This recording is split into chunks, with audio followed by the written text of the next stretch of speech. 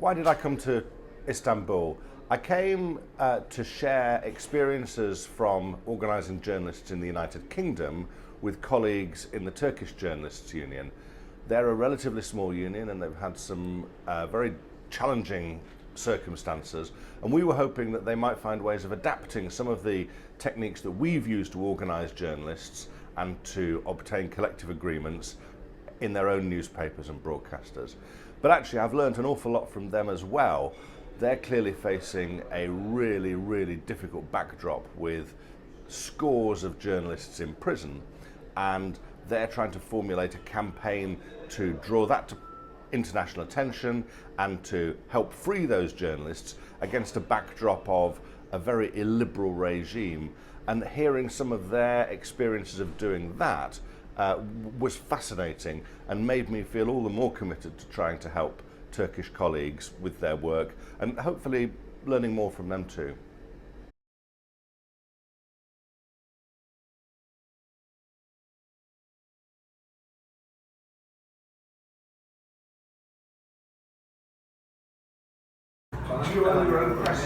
Böyle önemli ve büyük bir ülkenin sendikasının genel başkanının Türkiye'ye gelmiş olması bizim için çok büyük bir artı.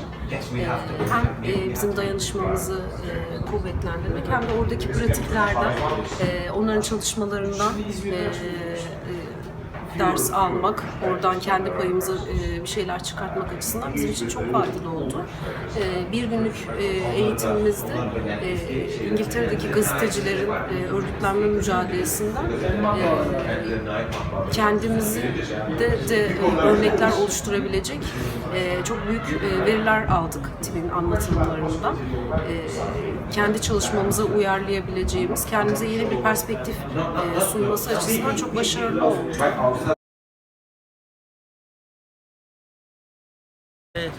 Gazeteciler Sendikası Genel Başkanı Tim Dawson'ın Türkiye'ye gelip Türkiye Gazeteciler Sendikası'nın Genel Başkanı ve şube başkanlarıyla katılmış olduğu etkinlik bizler açısından çok önemliydi. Çünkü uluslararası bir örgütlenme modelinin nasıl olduğunu da öğrenmiş olduk bu arada. Aslına bakarsan İngiltere ile Türkiye arasında kısmen benzerlik var. Gazetecilerin örgütlenme noktasında biraz sıkıntılar yaşadığımız doğrudur. İşte bunu dün Tim de dile getirdi.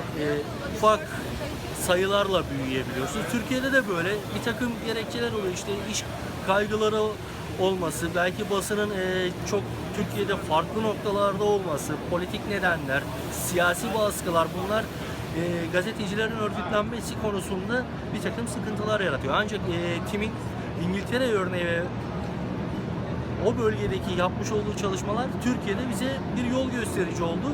En azından şunu anlamış olduk: gazetecilerin diyalog kurmadan örgütlenme çalışmasının yapılamayacağını bize anlatmış oldu. Bizim için önemli bir görüşmeydi bu.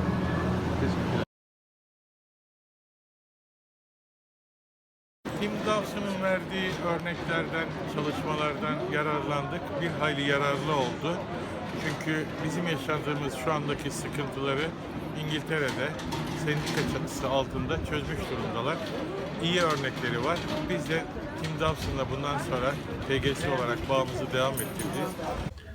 Türkiye'de medya emekçilerinin, basın emekçilerinin örgütlenmesi uzun yıllardır devam eden bir süreç.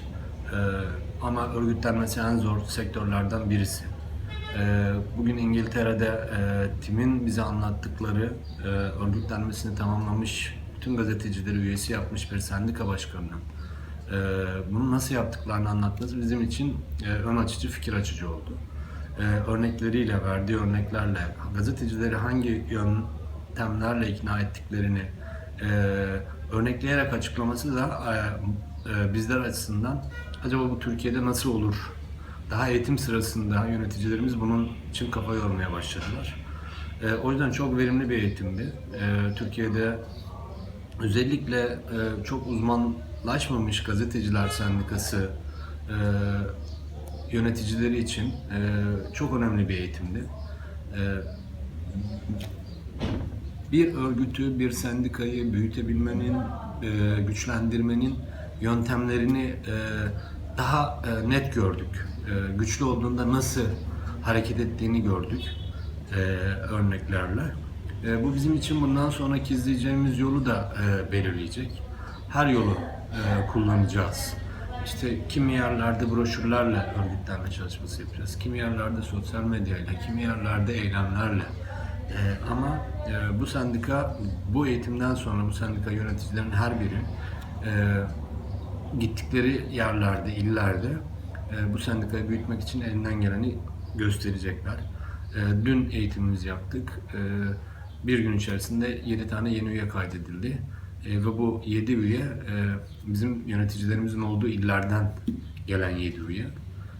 Bunlar doğru yolda olduğumuzu gösteriyor. Böyle de devam edecek.